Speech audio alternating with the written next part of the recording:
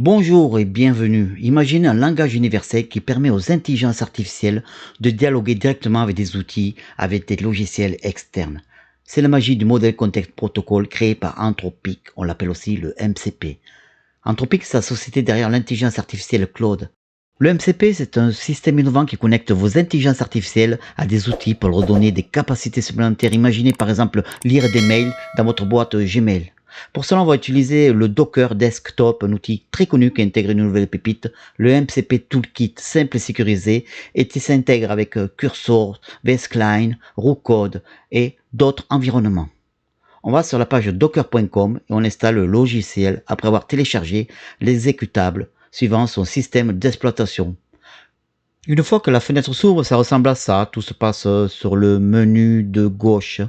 Des conteneurs, des images, des volumes, mais surtout en bas, l'onglet extension et la barre de recherche dans lequel on va rechercher le MCP Toolkit. Il suffit de cliquer sur installe à droite.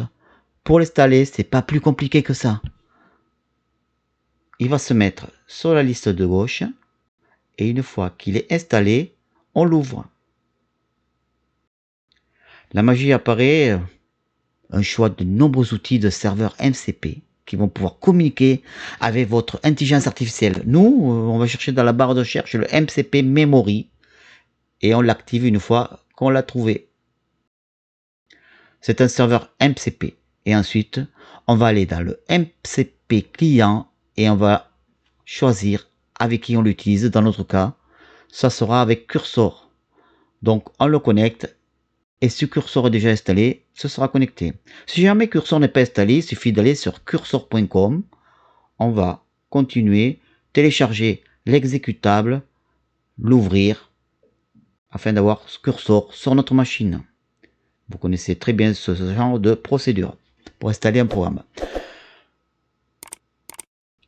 Une fois que Cursor est installé, on va dans les paramètres, dans la roue crantée en haut à droite.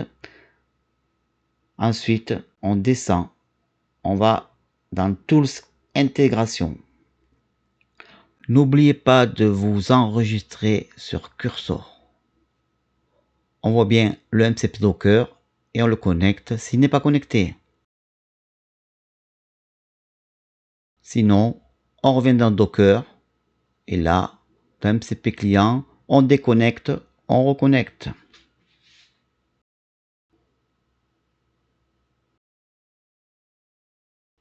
On revient dans Cursor et on voit qu'on a 9 tools enable. Et si on clique dessus, on voit à quoi correspondent ces 9 outils. En fait, ces 9 outils vont nous permettre de créer une mémoire persistante que l'on pourra avoir en permanence dans notre outil de codage. Si on va sur Docker, on voit aussi que ce sont les mêmes outils qui correspondent. Alors, on va voir si notre Cursor reconnaît ces outils.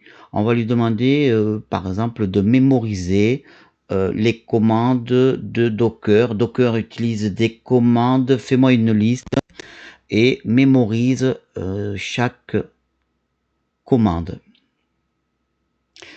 Voilà, on lui demande de créer un petit fichier, ça peut être n'importe quoi. En fait, ça va créer une petite cellule, un petit pattern de mémorisation.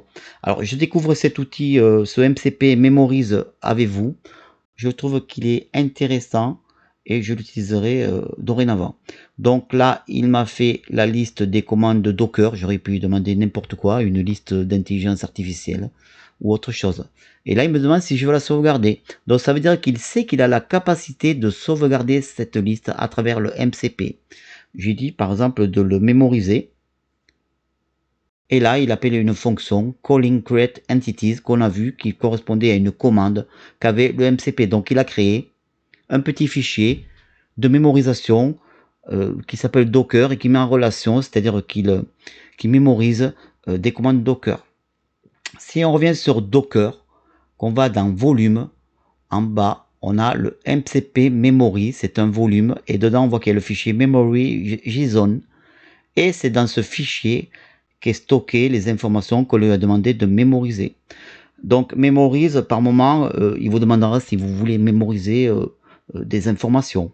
ou alors on peut le forcer à mémoriser des informations. Je trouve que c'est un outil intéressant qui va nous permettre d'avoir une mémoire persistante dans notre intelligence artificielle. Donc, c'est bien dans le volume MCP Memory que sont stockées les informations.